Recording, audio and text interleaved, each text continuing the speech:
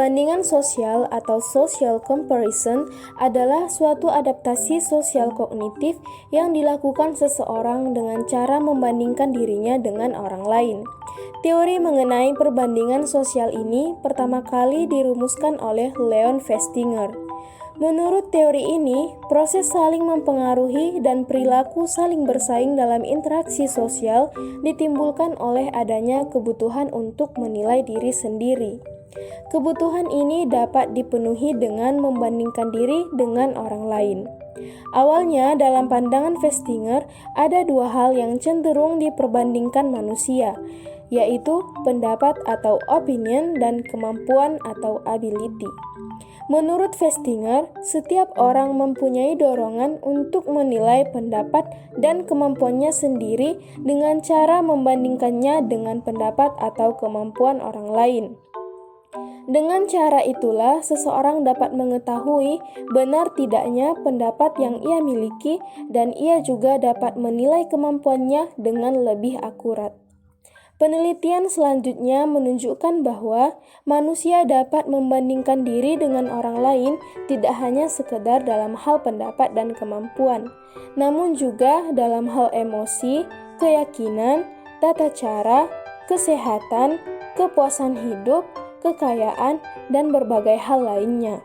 Secara lebih khusus, menurut Crawford dan Unger, perempuan lebih sering melakukan perbandingan sosial dalam hal penampilan fisik, sedangkan laki-laki lebih sering membandingkan pencapaian yang telah ia peroleh.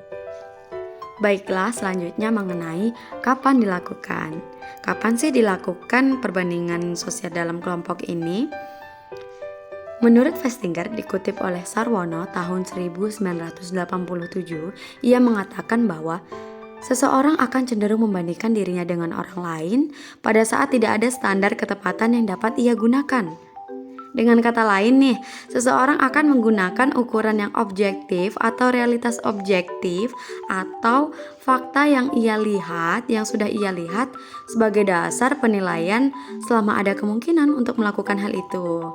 Tetapi, kalau kemungkinan itu tidak ada, maka orang akan menggunakan pendapat atau kemampuan orang lain sebagai ukurannya, sebagai tolak ukur, maksudnya seperti itu. Dan saya akan mengambil contoh. Terdapat pada orang yang baru pertama kali memasuki sebuah restoran Prancis dengan konsep fine dining. Jadi kenapa diambil contoh ini? Penjelasannya yakni ia bingung nih menghadapi beragam peralatan makan yang sudah disusun sedemikian rupa. Dalam hal ini ia tidak memiliki realitas objektif untuk dirinya sendiri. Oleh sebab itu, ia mengacu kepada realitas sosial. Caranya bagaimana?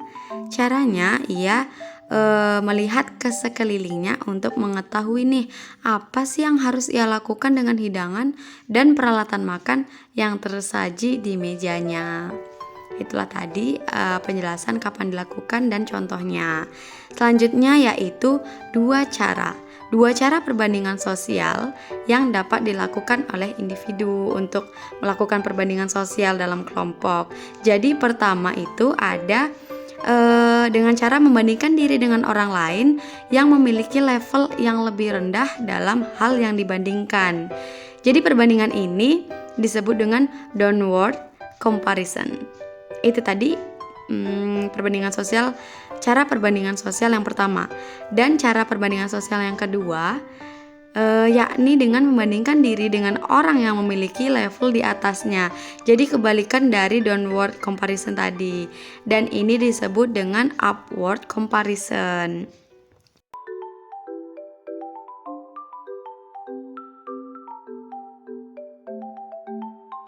Motif-motif teori perbandingan sosial. Menurut teori ini, setidaknya ada 3 motif yang menjadi dasar dari proses perbandingan sosial, yakninya evaluation, improvement, enhancement. Yang pertama, evaluation.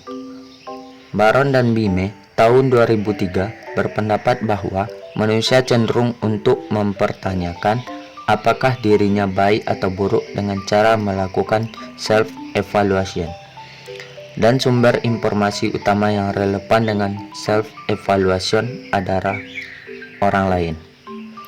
Festinger mengatakan, jika seseorang akan melakukan evaluasi terhadap dirinya sendiri dengan cara melakukan perbandingan antara dirinya dengan orang lain. Karena menurut orang itu, tidak ada lagi perbandingan lain yang objektif. Yang kedua, improvement.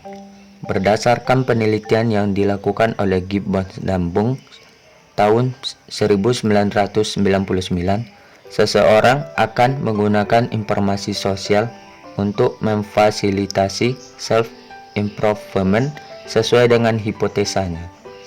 Unidirectional drive outward, di mana terdapat dorongan untuk melakukan perubahan yang searah, yaitu perubahan ke arah yang lebih baik yang hanya terjadi dalam hal perbedaan kemampuan dan tidak terdapat dalam hal perbedaan pendapat.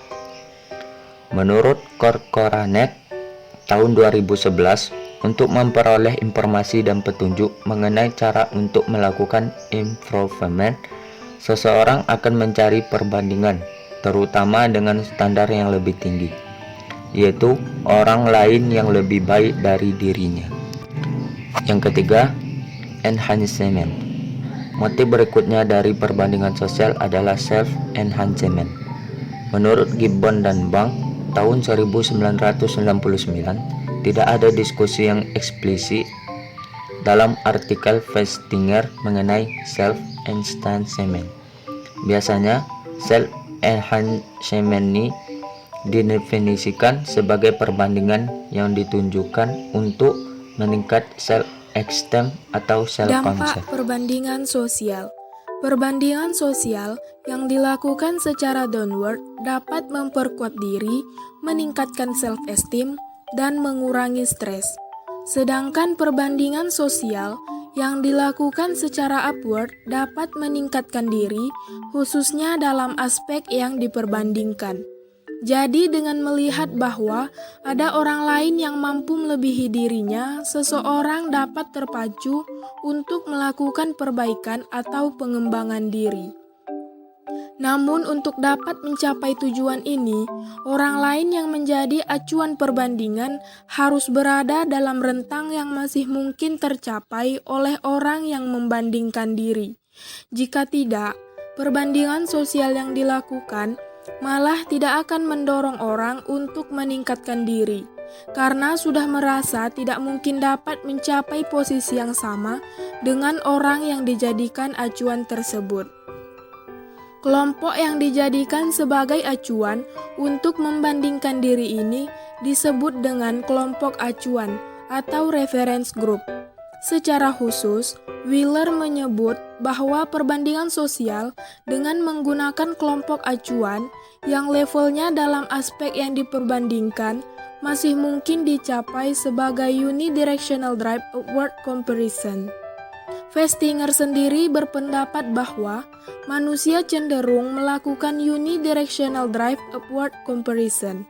Menurutnya, kalau boleh memilih, seseorang akan memilih orang lain yang pendapat atau kemampuannya mendekati pendapat atau kemampuannya sendiri untuk dijadikan pembanding.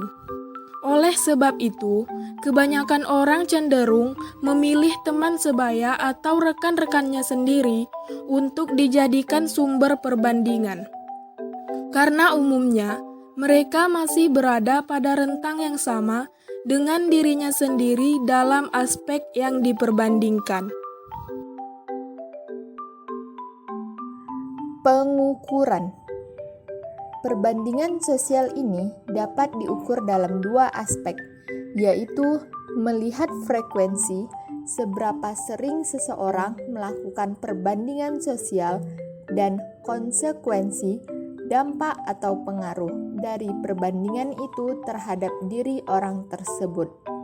Jadi, dengan melihat cara perbandingan sosial ini dilakukan, yaitu secara upward dan downward, maka ada 4 hal yang dapat digunakan untuk mengukur perbandingan sosial. Pertama, seberapa sering seseorang membandingkan diri dengan orang lain yang dianggapnya memiliki level yang lebih tinggi dalam hal yang diperbandingkan. Hal ini disebut sebagai frekuensi perbandingan sosial secara upward. Kedua, seberapa sering seseorang membandingkan diri dengan orang lain yang dianggapnya memiliki level yang lebih rendah dalam hal yang diperbandingkan. Hal ini disebut sebagai frekuensi perbandingan sosial secara downward. Ketiga, dampak atau pengaruh perbandingan sosial yang dilakukan secara upward. Hal ini disebut sebagai konsekuensi perbandingan sosial secara upward. Keempat, dampak atau pengaruh dari perbandingan sosial yang dilakukan secara downward. Hal ini disebut sebagai konsekuensi perbandingan sosial secara downward.